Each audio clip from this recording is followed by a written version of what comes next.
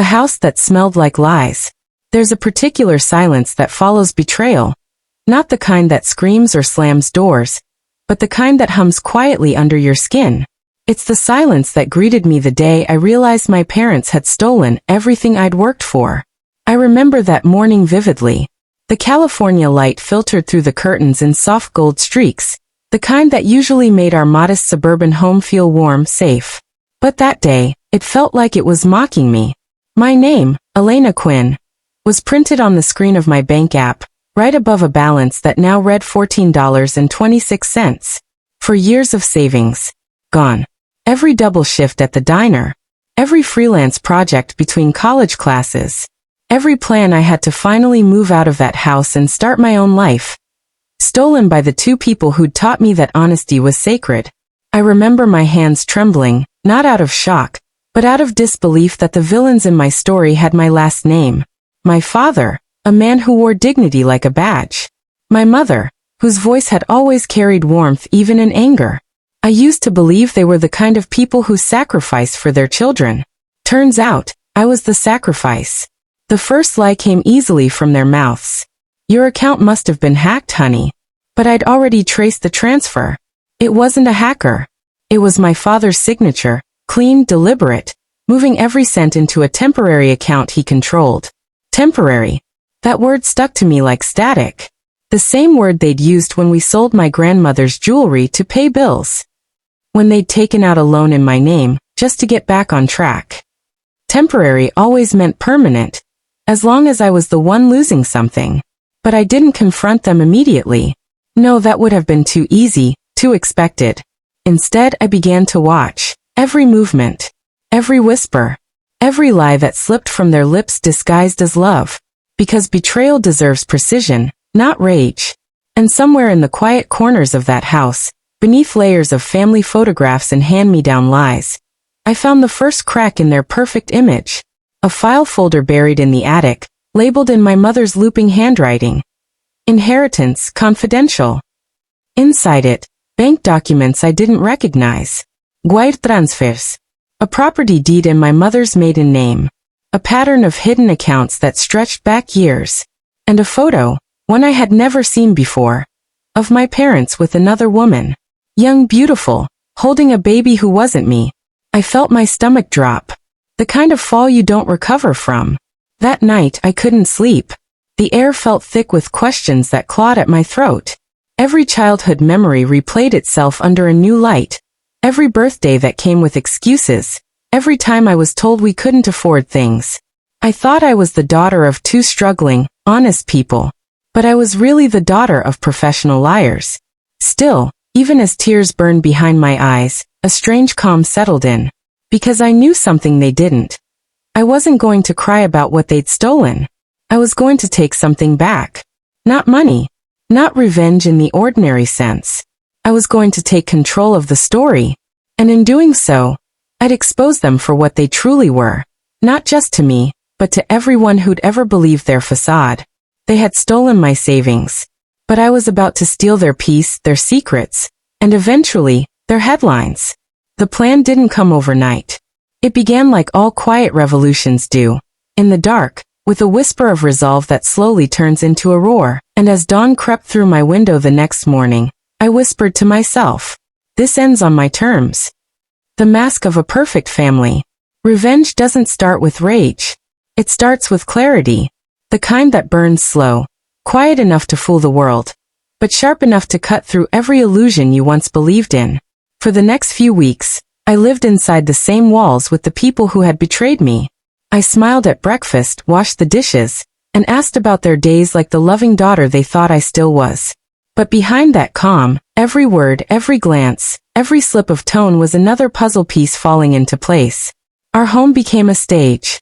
And my parents, Robert and Linda Quinn, were the stars of their own performance. To the world, they were kind, humble, hard-working people who'd survived life's storms with grace. To me, they were actors whose script was starting to crumble. I began my investigation the way journalists do, quietly, methodically, obsessively. I wasn't trained for this, but desperation sharpens instinct. At night, while they slept, I copied files from my father's laptop onto a flash drive. bank records, hidden transfers, an email chain between him and a financial advisor who didn't exist. My mother's phone revealed even more, encrypted messages, receipts for jewelry and vacations, all paid from accounts that should have been empty. Every discovery was a small betrayal layered over a bigger one. But the deeper I went, the more I realized, they weren't just stealing from me. They were stealing from everyone. There were donation letters from church groups, community fundraisers, even a local children's charity, all addressed to Robert and Linda Quinn, thanking them for their generous support. But the donations never arrived. My parents had been pocketing funds meant for others. That night, I sat in the dark of my room, staring at the evidence spread across my desk, and for the first time, I saw them clearly. Not as my parents, but as two people who had learned how to hide their sins behind family photos and Sunday smiles. The hardest part wasn't the betrayal. It was the realization that I had spent my entire life trying to make them proud. But the ache of that thought became fuel. I wasn't their victim anymore. I was their reckoning. So I planned. Quietly. Precisely. Step 1. Document everything. Step 2. Build a story no one could deny. Step 3. Make the world listen. I reached out to an old friend, Maxine, a journalism major I'd met during college orientation before life had gotten in the way. I didn't tell her everything at first, just hinted at a family scandal, financial corruption, hidden accounts. Her response was immediate. If what you're saying is real, it could be huge. We met at a small cafe on the edge of town, far enough that no familiar faces would see. I slid the flash drive across the table like a secret weapon. She looked at me, her brow furrowed. Elena, are you sure you're ready for this? I nodded. Because by then, I wasn't chasing revenge. I was chasing truth. But truth is a dangerous thing. It doesn't just expose others, it reshapes you. Over the next few days, Maxine and her editor began digging deeper. They confirmed every lead, every transaction, every falsified document. What they uncovered went beyond money. It was deception on a level that made even seasoned journalists uneasy. And just as I began to feel the weight of justice closing in on my parents, something happened that shook me to my core. My father confronted me one night. He stood at the doorway of my room, the faint light from the hallway outlining his figure. His voice was calm, almost rehearsed. Elena, he said softly, have you been looking through my files? My chest tightened. He knew, but before I could speak, he smiled, a slow, eerie smile I had never seen before, and said, You have no idea what kind of game you've started. Then he closed the door behind him. And in that moment I realized, this wasn't just about stolen money anymore. This was a war. The ghosts beneath their smiles. After that night, everything changed. The air inside our house grew heavier, like the walls themselves knew too much. Every creak, every hum of the refrigerator, every passing shadow felt loaded with meaning. My father's words, you have no idea what kind of game you've started, replayed endlessly in my mind. Because he was right. I hadn't. What began as a desperate attempt to reclaim what was mine had turned into something far darker. Over the next few days, my parents' behavior shifted in ways that made my skin crawl. My mother, usually gentle and controlled, started locking her phone even when she was just making tea. My father began working from home, claiming issues at the firm, though I could hear him whispering into the phone late at night, pacing like a man cornered. Then came the visit. A sleek black car parked outside our driveway one afternoon. A man in a tailored suit stepped out, his sunglasses reflecting the sunlight like a warning. He didn't knock. He just waited.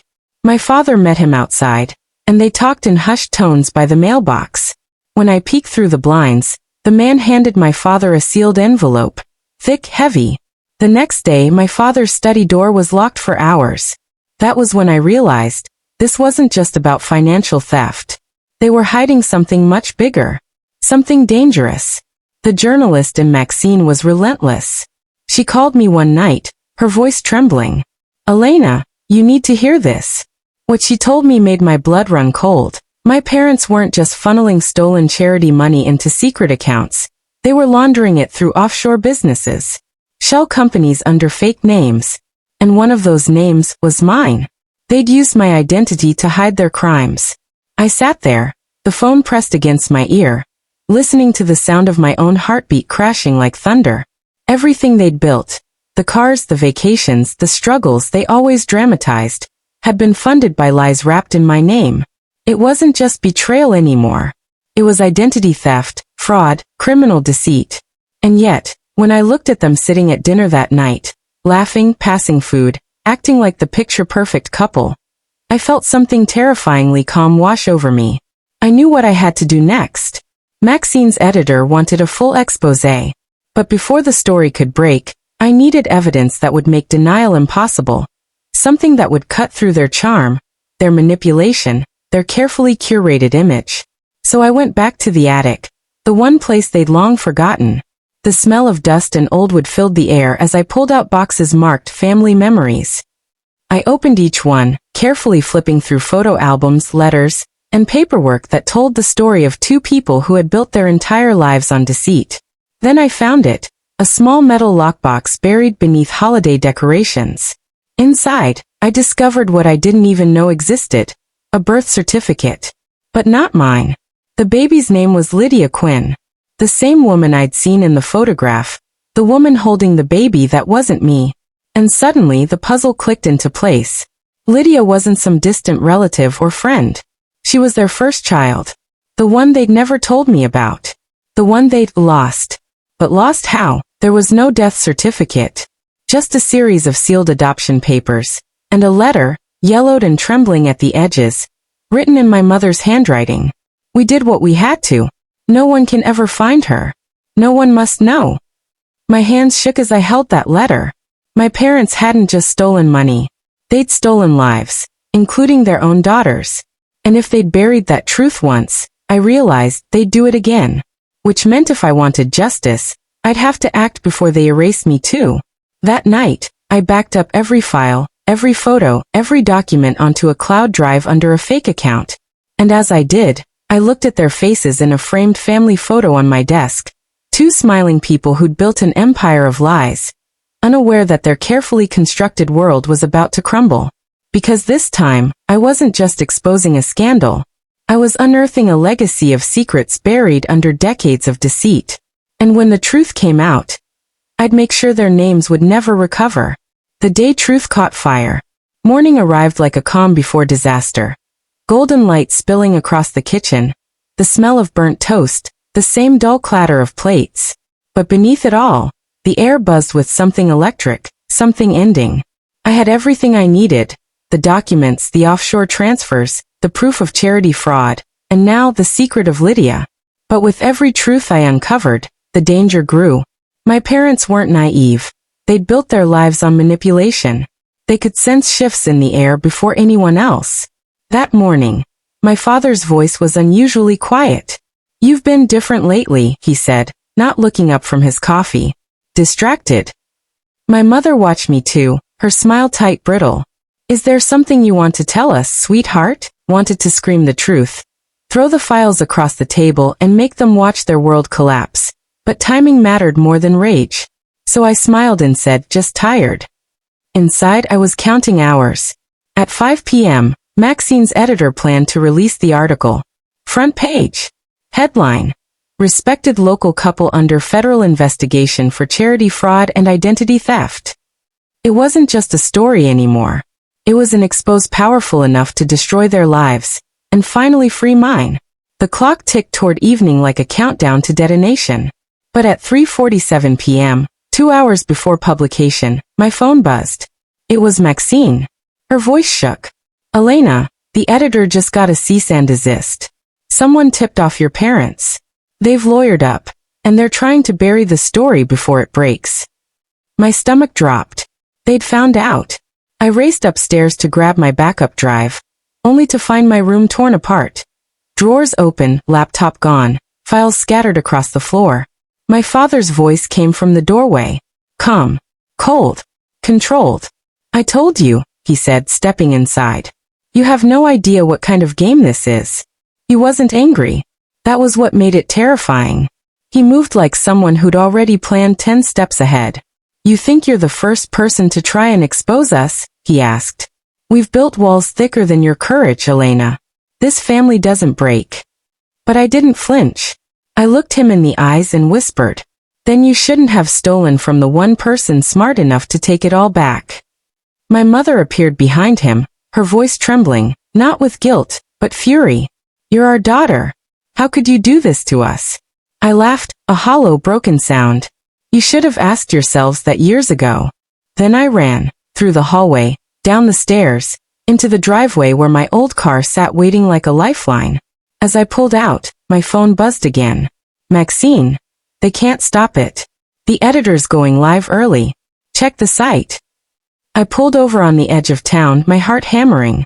I opened the link. And there it was, the headline blazing across the screen, brighter than I'd ever imagined. The Quinn family scandal, charity fraud, identity theft, and a daughter's quest for justice. My parents' faces stared back from the article, smiling, perfect, polished, now the center of a storm. Within hours, the story spread across every major outlet. Reporters camped outside our house. Neighbors whispered. The same people who'd once admired them now spat their names like poison. For years, they'd built their kingdom on stolen trust. And I had burned it down with a single truth. That night, as I sat by the window of a cheap motel outside Los Angeles, I watched their downfall unfold on national television. The anchor's voice echoed through the static. "Robert and Linda Quinn are under investigation for large-scale fraud involving community donations and offshore accounts linked to their daughter's identity." Their lies were finally headlines. But justice isn't clean. It never is. Because even as I watched them fall, a hollow ache grew inside me. The kind that follows victory when you realize the battlefield is made of your own blood. They deserved it. Every ounce of exposure, every ounce of shame. But in taking them down, I had destroyed the only thing that had ever defined me, family. And as the screen flickered between their mugshots and breaking news updates, I whispered to the silence. They stole my savings, but I stole their souls. Then the phone buzzed again. A message from Maxine. "You need to see this. There's more. Lydia Quinn isn't who you think she is." My heart froze. The story wasn't over. The final truth beneath the headlines. The message from Maxine sat on my screen like a live wire. "Lydia Quinn isn't who you think she is." I stared at the words for a long time, the glow of my phone reflecting off the motel window. Outside, the city hummed, indifferent, endless, alive, while inside, my world began to tilt again. I called Maxine immediately. Her voice was low, strained. "Elena, I don't even know how to say this." We dug deeper into the adoption records. Lydia Quinn wasn't your parents' lost child. My pulse quickened. Then who was she? There was a pause, the kind that feels like it lasts years. Then Maxine whispered, "She's you." I froze. The phone slipped slightly from my hand, my reflection in the dark glass trembling. "What do you mean I'm Lydia?" Maxine's words came slowly, carefully. "The birth certificate you found wasn't for another child. It was yours. Your parents, or whoever they really were, forged your identity when you were just a baby. You were adopted, Elena. Illegally." The silence that followed wasn't empty. It screamed. Memories flashed like lightning. My mother avoiding baby photos, my father's strange overprotectiveness, the way relatives never mention my childhood before a certain age. Pieces of a puzzle I hadn't even realized existed began falling into place, one brutal click at a time. Maxine continued.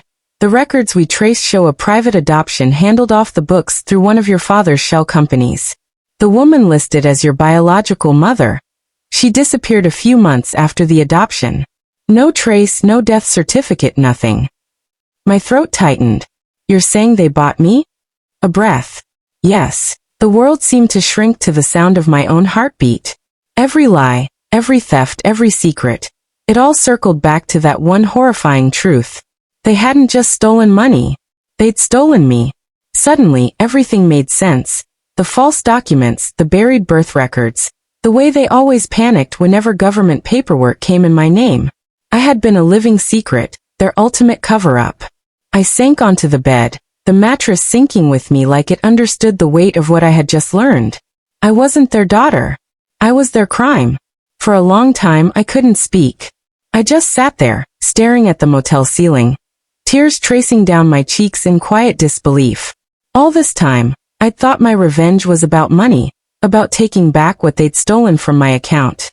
But now I understood. I'd been trying to take back my existence. By midnight, their story was everywhere. Talk shows, podcasts, morning news segments, all dissecting the Quinn scandal. They had become symbols of greed and deception. But no one knew the final, cruel twist. The world saw me as the brave daughter who exposed her corrupt parents. They didn't know I wasn't their daughter at all. And I decided I wasn't going to tell them. Not yet. The next day, I went back to the house, not for closure, but for confrontation. Reporters lined the street, camera flashes sparking like fireworks as I walked up the driveway. The front door hung slightly open, the once proud home now stripped bare by silence and shame. Inside, my parents sat in the living room, the TV blaring their own downfall. They looked older, smaller, like time had fast-forwarded overnight. My mother's eyes met mine, swollen and red. Why, Elena? Why would you do this to us? I stared at her, this woman who had built her world on lies. And for the first time, I saw her as she truly was, a stranger. I didn't do this to you, I said quietly. You did this to yourself. My father looked up then, defiant even in ruin. You think you've won, he hissed. You'll regret this. You're nothing without us. And that was when I told them. No. Iwis parat. Step incluye. I'm nothing because of you. You didn't just steal my savings. You stole my name. My past. My blood. My mother's breath caught. What are you talking about? I know, I said. I know I was never yours. The silence that followed was so deep it felt holy. My mother's lips parted. A faint tremor running through her hands. She didn't deny it. She didn't even try. That was all the confirmation I needed. I turned to leave, pausing at the doorway as flashing cameras burst through the windows like lightning. The world finally knows who you are, I said. Now I get to find out who I am. Outside, the reporters shouted my name, microphones thrust forward, questions flying. How does it feel to expose your parents? What's next for you? But their voices were distant, blurred, fading. Because for the first time, I didn't need to perform for anyone. I walked to my car, the wind warm against my face, the weight of the past finally slipping from my shoulders. The Quinns had taught me everything I needed to know about deceit. But in destroying them, I'd uncovered something far more powerful, truth. A painful, shattering, liberating truth. As I drove down the coast, the sun dipping low against the Pacific, I whispered to the wind. They stole my life. But I rewrote it. And somewhere behind me, the ashes of the life they built turned to dust. Because in the end, I hadn't just stolen their secrets. I had stolen their immortality. Their names were headlines. Mine was reborn.